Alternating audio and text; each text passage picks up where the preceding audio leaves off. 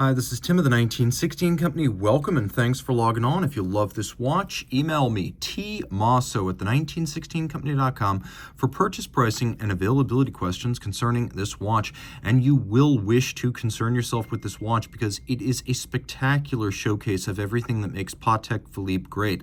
No, it's not a Nautilus. It's not an Aquanaut. It's not a Cubitus. It's not a high complication. It doesn't even have a seconds hand. But this Calatrava 5089G-111 features Cloisonne Enamel, a hunter case back, the epitome of elegance, everything that makes Patek Philippe great.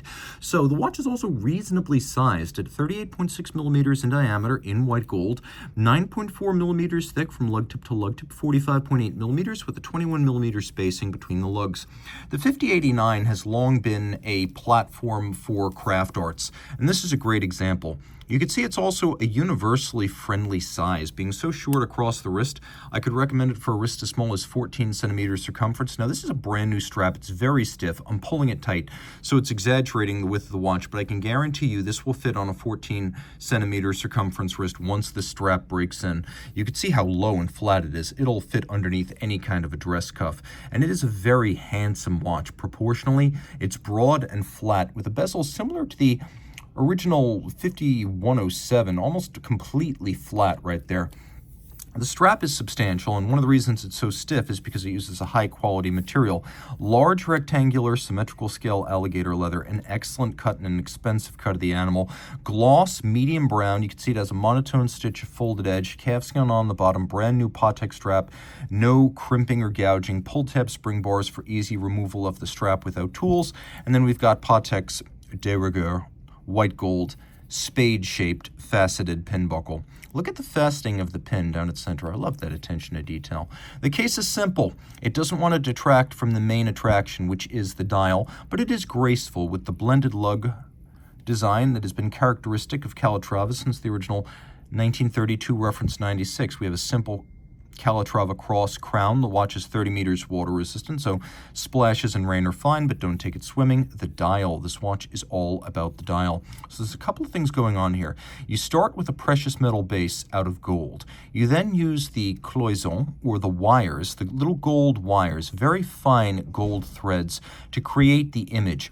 Finally, the enamel is added, and several layers of enamel are added through repeated firings at up to 800 degrees centigrade.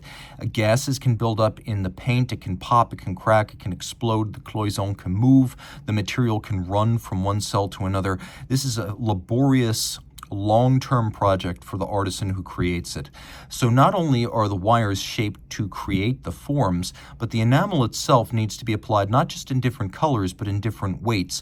Oftentimes, the way to get a darker shade is to just keep going layer by layer, rather than to put another color on top of it. So you could see some of those color gradients, not just different colors, but gradients within each color, and that's exactly what the artist originally intended. We have here a traditional Spanish guitar played finger style by a Cuban guitarist. So this is designed to capture the spirit of old Cuba. We have the combination of the old style architecture with the Spanish guitar and the American car underneath the guitarist right there. So a quiet moment, probably down by the water in Cuba, listening to the finger style Spanish guitar. And then, of course, there is what makes a Patek, which is fine engineering and watchmaking in tandem with those other features. So we've got a hunter case back, we've got a hidden hinge, and then we've got a 240 micro rotor. So automatic winding, you can see the micro rotor, 22 karat gold on ceramic bearings, 3 hertz beat rate. It is a 48-hour power reserve. It's adjusted in 6 positions, one more than a standard chronometer. It's free sprung with Patek's distinctive Gyromax style free sprung balance, which allows for both more precise setting and greater shock resistance. It's a 3 hertz movement that is nice and thin. That's how the watch can be so slender. Although in automatic, it doesn't have a stack of train, bridge, and rotor. It's all in the same plane thanks to the micro rotor. You can see it pivots on 27 jewels, and it features a large degree of hand decoration in final pass. Of course, the bevels are started mechanically, but they're finished with a handheld buffing tool, rounded and mirrored. We have stripes across the bridges. We have beveling within the jewel sinks, polished screw heads with chamfered slots in circumference, satination on the wheels, and then several different sizes chances of perlage or engine turning on the base plate.